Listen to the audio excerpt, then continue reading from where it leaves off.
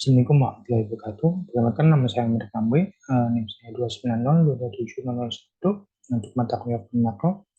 Saya prodi akuntansi. Oke, hari ini saya akan menerangkan tentang pengangguran, inflasi, dan kebijakan pemerintah.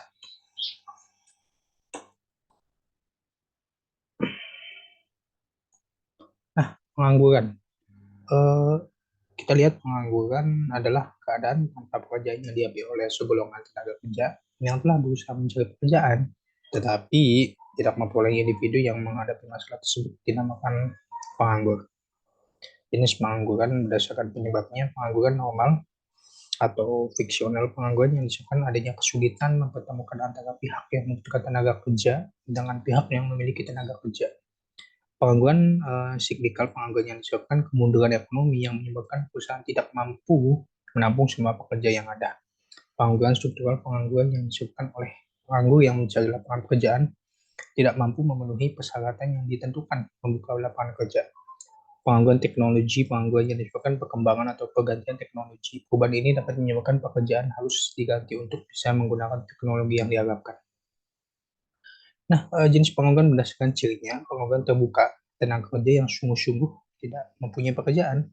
Pengangguran jenis ini cukup banyak karena memang belum mendapat pekerjaan, padahal telah berusaha secara maksimal.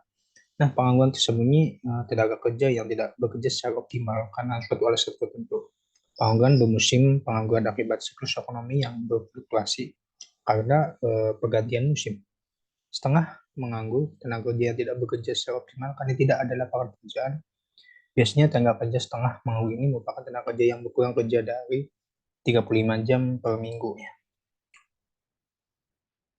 Nah, tujuan sifat ekonomi, tujuan yang mengatasi pengangguran didasarkan kepada pertimbangan yang bersifat ekonomi ya. Dalam hal ini ada tiga hal pertimbangan. Pertama, penyedia lowongan pekerjaan baru untuk meningkatkan taraf kemakmuran masyarakat, memperbaiki kesemarataan pembagian pertujuan, pembagian pendapatan. Nah, tujuan bersifat sosial dan politik tanpa kestabilan sosial dan politik. Usaha-usaha ini mengatasi masalah ekonomi tidak dapat dicapai dengan mudah.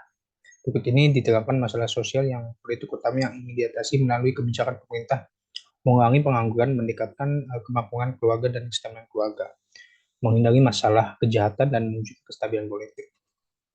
Nah, kita tahu pengangguran di Indonesia cukup banyak ya. Beberapa tenaga kerja yang masih baru lulus itu masih beberapa yang belum bekerja. Tetapi kasus di Indonesia ini beberapa di negara juga banyak ya, terutama di Amerika. Kita tahu inflasi Amerika saat ini sedang tinggi ya. Beberapa basis poin dinaikkan, inflasi bunganya dinaikkan demi mengurangi eh, apa? Mengurangi pengangguran yang ada di Amerika.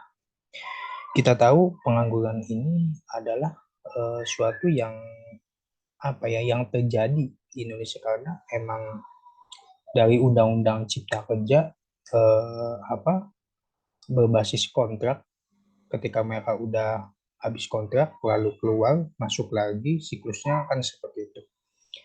Lulusan tiap tahun di Indonesia cukup banyak ya, lulusan dari SMK, lulusan dari SMA, lulusan dari kuliah.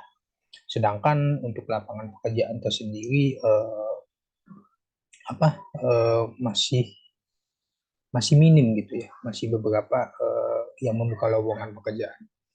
Ya, lowongan pekerjaan juga ada beberapa yang mungkin tidak sesuai. Contohnya misalkan jurusan A terus bekerja di profesi yang harusnya tidak A gitu, atau ke B. Nah, ini kan tidak match ya, tidak terpadu. Makanya beberapa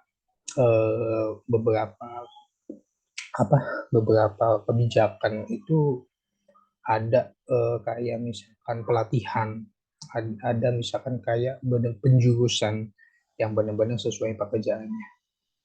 Nah, untuk lowongan kerja sebenarnya banyak sekali ya, banyak sekali sumber dari lowongan tersebut.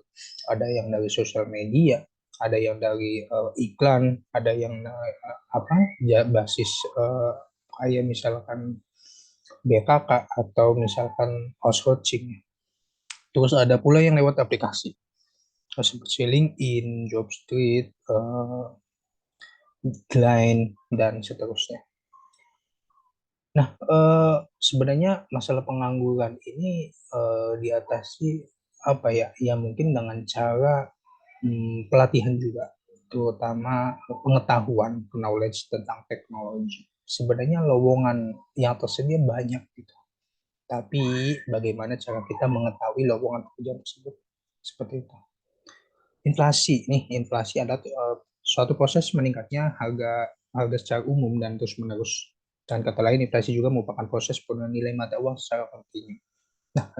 Di Indonesia menurut BPS Indonesia itu inflasinya cukup tinggi ya di bulan Desember ini dari pada bulan kemarin. Dikarenakan mungkin kebijakan-kebijakan Indonesia yang diambil, contohnya menaikkan harga BBM, terus kayak misalnya menaikkan harga beberapa harga kebutuhan pokok, itu yang menjadi faktor penyebab inflasi. Nah, inflasi ditarikan permintaan inflasi ini saat perekonomian berkembang pesat dan penyebab kesempatan kerja yang tinggi pula. Sehingga tingkat pendapatan masyarakat juga ikut meningkat dan tingkat konsumsi mereka juga meningkat, tetapi tidak diimbangi dengan peningkatan produksi barang dan jasa sehingga menimbulkan inflasi dalam perekonomian. Nah, inflasi biaya ini terjadi saat perekonomian berkembang pesat dan tingkat pengangguran sangat rendah. Perusahaan akan mencari karyawan baru dan membayar mereka dengan upah tinggi untuk menaikkan tingkat produksi. Ini menyebabkan biaya produksi meningkat dan menyebabkan kenaikan harga barang yang menyebabkan inflasi. Nah, inflasi impor ini terjadi karena kenaikan harga-harga yang disebabkan oleh kenaikan harga barang impor yang digunakan sebagai bahan mentah produksi dalam negeri. Nah, inflasi ini berdasarkan tingkat kelajuan kenaikan harga-harga yang berfluktuasi. Mengayap adalah proses kenaikan harga yang lambat jalannya. Yang digolongkan kepada inflasi ini adalah kenaikan harga yang tidak melebihi 2-3% setahun. Nah, inflasi sederhana secara rata-rata sebagai negara tingkat inflasi mencapai di antara 5-10%. Inflasi dengan tinggi seperti itu digolongkan sebagai inflasi yang sederhana atau moderat. Hiperinflasi adalah kenaikan harga dalam periode yang tingkatnya sangat tinggi yang mencapai jauh 10%, seringkali melebihi 100%. Nah, inflasi yang tinggi tingkatnya akan menghambat pertumbuhan ekonomi. Biaya yang menerus naik dan menyebabkan kegiatan produksi sangat tidak menguntungkan. Maka pemilik modal biasanya lebih suka menggunakan uangnya untuk tujuan spekulasi. Investasi produktif akan berkurang dan tingkat kegiatan ekonomi akan menurun, sehingga akibatnya lebih banyak menggunakan terwujud. Di samping itu, efek buruk kegiatan ekonomi gagal juga berpengaruh ya. Inflasi ini menurunkan pendapatan real orang yang berpendapatan tetap. Pada umumnya, kenaikan upah tidaklah secepat kenaikan harga-harga. Maka inflasi akan menaikkan upah real individu yang berpendapat tetap inflasi. Nah, pengurangan inflasi sebagian masyarakat disimpan dalam bentuk uang, simpanan bank, simpanan tunai, dan simpanan dalam institusi keuangan lainnya. Nah, nilai realnya akan menurun apabila inflasi berlaku. Buruk pembagian kekayaan. Nah, inflasi menyebabkan pembagian pendapatan di antara golongan berpendapat tetap dan pemilik hak tetap. Penjual atau pedagang akan menjadi semakin tidak merata. Nah, kita tahu inflasi ini keadaan di mana eh, tingkat suku bunga itu naik ya.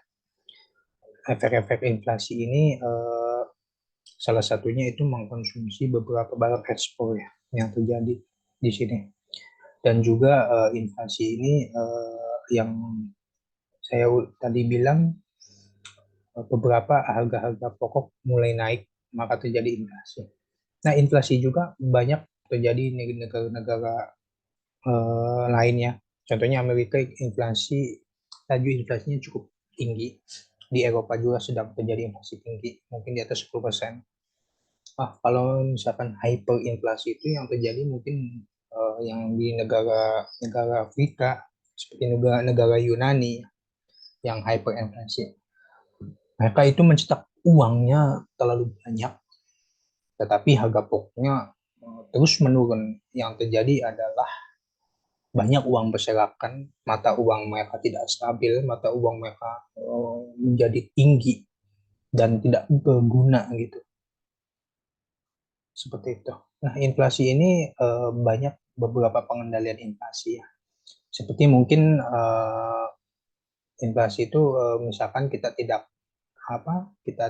mengkonsumsi barang dalam negeri, tidak mengekspor, tidak mengimpor barang dari luar.